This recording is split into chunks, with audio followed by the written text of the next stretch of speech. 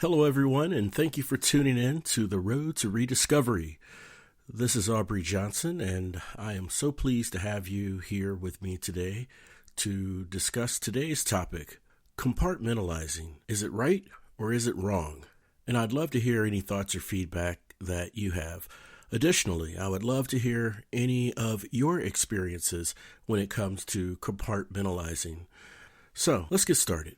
As individuals, are we one complete person, same in every and all circumstances, or do we have multiple sides to us? Now, I'm going to preface this first, by saying that I am in no way mocking those who are unfortunate to have personality disorders, bipolar conditions.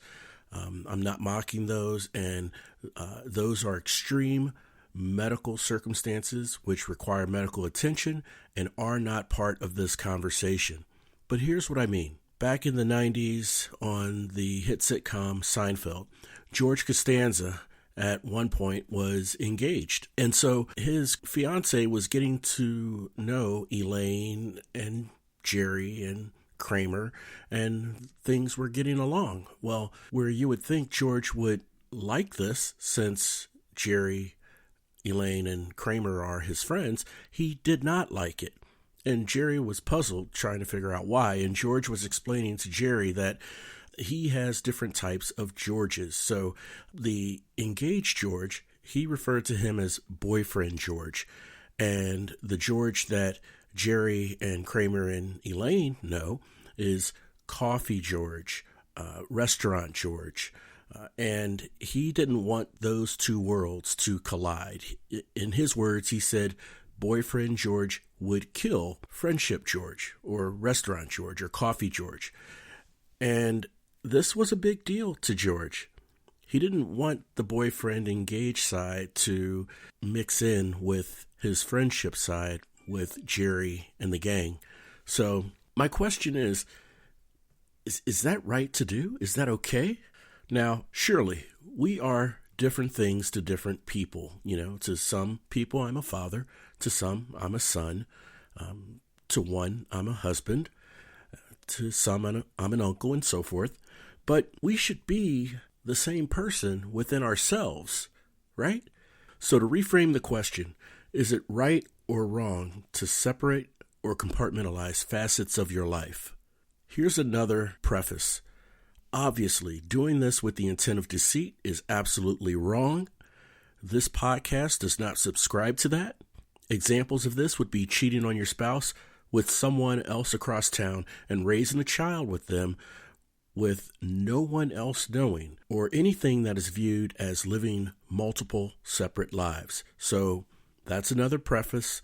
That's not what I'm referring to. But let's talk about the less damaging George Costanza type of compartmentalizing. How many of you have a variety of interests that run the spectrum? For instance, do you have an interest in racquetball where you play with a group considered your racquetball friends? Do you also enjoy going to the opera with those who love opera? What about that crazy group of former college classmates that you travel to Vegas with on your annual vacation to, quote, release stress?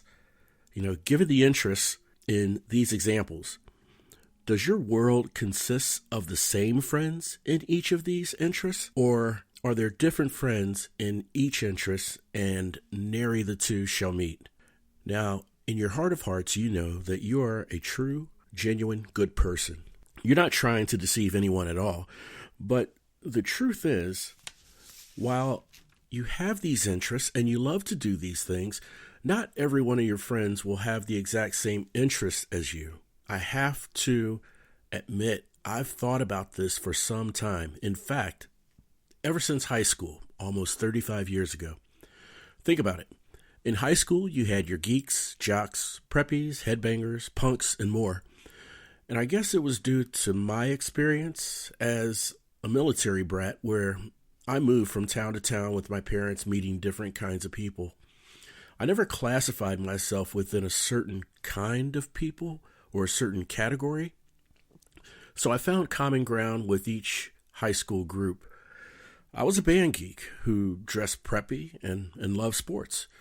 My genuine love for music transcended across all genres, so I hung out and listened to heavy metal and punk rock, among other things.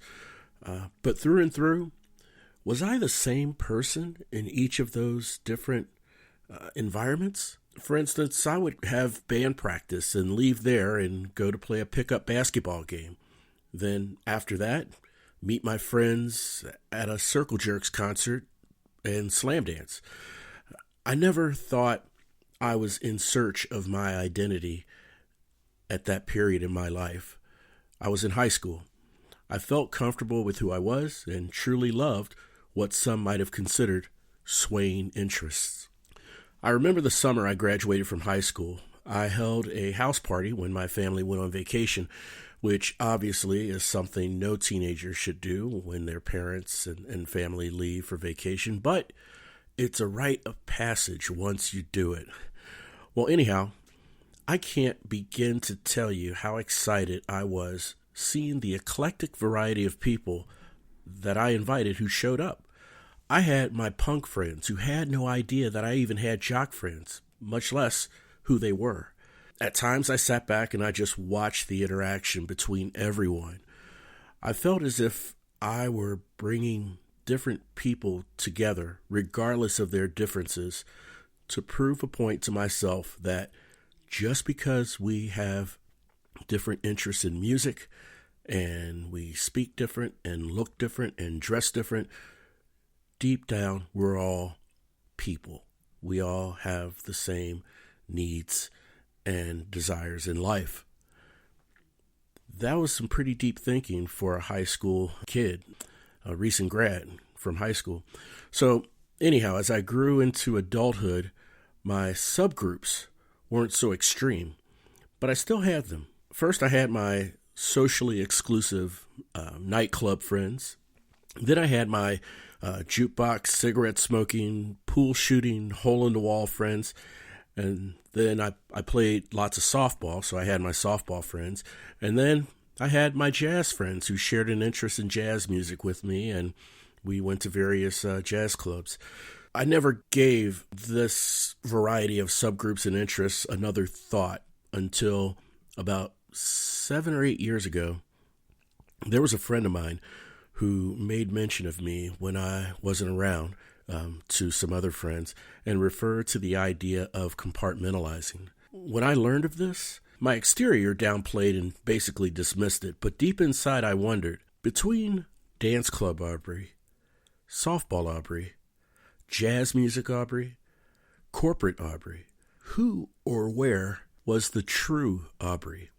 Was the true Aubrey existing in all of those places? One thing I can say is I always felt my same self in any of these circumstances, and not once have I ever denied one to the other.